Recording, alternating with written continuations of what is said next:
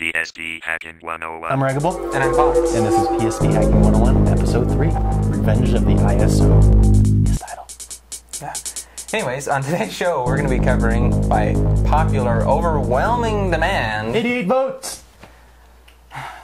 Which is 45%. So what are we going to be covering? How to back up UMD and how to play that backup off of your memory stick. I'm also going to show you just a little preview of how to run Windows on your PSP. It's a slideshow, by the way. Yeah, it's not really usable, but it's just a kind of a neat concept. You can run Windows on your PSP. First thing we're going to show you how to do is back up your UMD to the memory stick on your PSP. Some legal concerns about this, though, as far as we know, is that we're not actually circumventing any kind of copy protection on the UMD. It's just a regular ISO format that's read like a regular CD. But don't take anything we say for fact. Take it with a grain of salt. Yeah, we've seen this done on a major cable network show. And Tech TV. Yeah, they did it with the Xbox and the PS2. Yeah. So we should be able to fly under the radar. Alright, so the program you're going to be using for this is called UMD Dump Alpha, and like always that will be linked on our show notes. So when you download it, if you don't know how to install it onto your PSP, refer back to our episode 2 and it'll give you a rundown on how to do it. So what you're going to need to do after you get this program on your PSP, put in your UMD, execute the program, and it's just going to show you just this little screen that says dumping. And then what you're going to want to do is go to sleep. Go to work. Do something that takes over like 4 hours, because that's how long it's going to take, given the UMD. And the files, and how big it is, too. And the file size. The other thing you're going to need is you're going to need like a 1 gigabyte memory stick, because most of these games are very large. The UMD itself can hold up to 1.8 gigabytes. When he ripped Wipeout, it came down to about 250 megabytes. And when we originally ripped Lumines, it was around 400 to 600 megabytes. Yeah. Another thing we want to point out, after you get the UMD ripped, there are ways of compressing the image file by taking out the dummy file that's in there. Like with Lumines. Yeah, with Lumines, it had a very large dummy file in there. And what that dummy file does is, on the physical disk, it pushes the data to the outer edges so you get faster load times. But with Wipeout, it wasn't there, so it really didn't help. Yeah, Wipeout didn't have a dummy file. So, like Pox has said, there are methods for reducing the ISO image size. The two programs, well, two different methods you can use are the rip kits for the particular game that you're backing up and the UMD shrink program. We won't be linking to any of those on our show notes on our homepage. Due to Pox's overwhelming legal fears that he normally has. What can I say? They're big companies, and I don't want to make them angry. You fear Nintendo, you fear Sony? Hey, man. I want to keep the show going. I don't want them to, shut down our website. That's true. We could just rename it to PSP Hacking 201, the next step. Yeah. Isn't that the same? Yeah. So if they ever shut down our website, what you need to do is just go up incrementally in our domains. And then how many times we get sued or whatever, we just keep on going up. Yeah, we'll just keep on. And every time they shut down our website, we'll just go 101, 102. No, don't. 201, 301, 401. That's how college classes work. Okay, so this is how you're going to go about running the loader. So what you're going to have to do is you're going to have to take the UMD ISO that you've created and move it to your PC, and you can try some of the techniques for reducing the file size, or you can just flat out move it from the root directory into the directory called ISO that's created from the loader. And the particular loader that we're going to be using today is FastLoader. Then you're going to want to select the ISO file. In this case, we've got the UMD ISO file that was created with UMD dump, and then we also have a smaller version that was used the Wipeout rip kit for.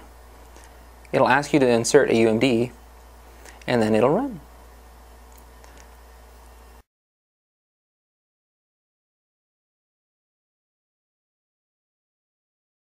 So on Saturday morning, I noticed that they had Windows running on a PSP, and I thought, hey, I can do that too. So I spent all day Saturday figuring out how to run this box PC emulator on the PSP. And here's the footage of my trials and tribulations. It's a slideshow. Have fun. This is more of a proof of concept right now because it's gonna be a while. I've been waiting on this thing to load for 10 minutes and it's still loading. This program that was ported over to the PSP today, Box. And what you do is you just make an ISO image of Windows 98. Then you have to make a virtual image, and you got to copy them onto your memory stick. And it's just a little interesting thing right now, proving that you can run Windows 98 on a PSP. Not very usable at the moment, very slow, but hopefully in the future with optimizations you might be able to do something with it. Pox here, another progress update on the loading of Windows 98 on the PSP, and it's been 15 minutes, and at this point in time all we got is just a little square on the screen.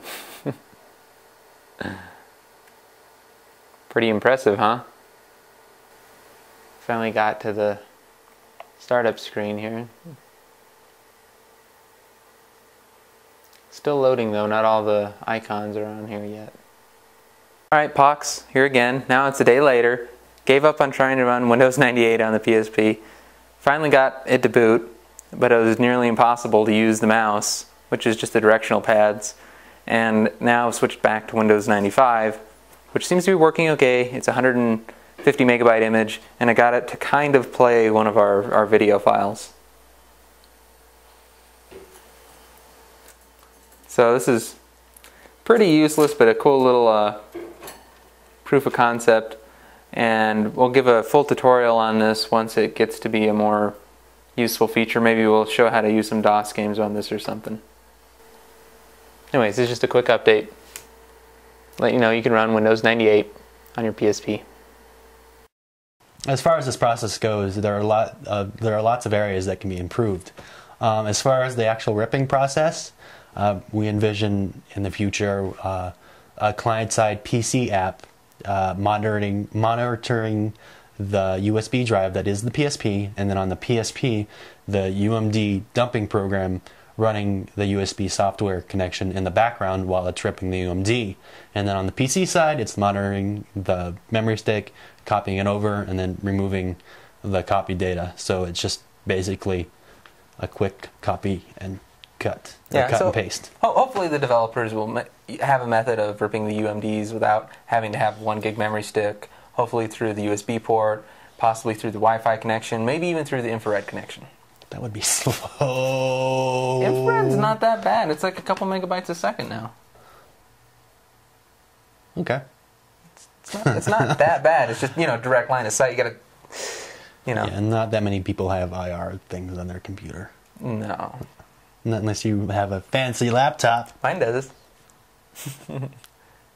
Also, as far as the reducing the file size for the ISO, hopefully somebody will come out with a way to encode and re-encode the AT3 files at a lower bit rate or a lower sampling, and then you can shave off quite a bit of megabytes there.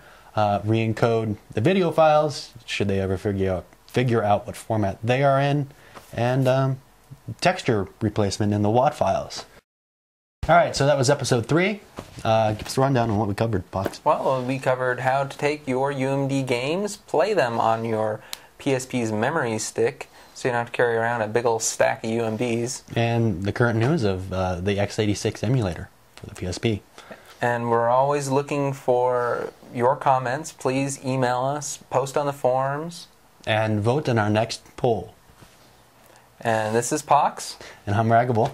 And this was PSP Hacking 103. 101, episode 3. PSP Hacking 101. Bye. See you. Bye, guys.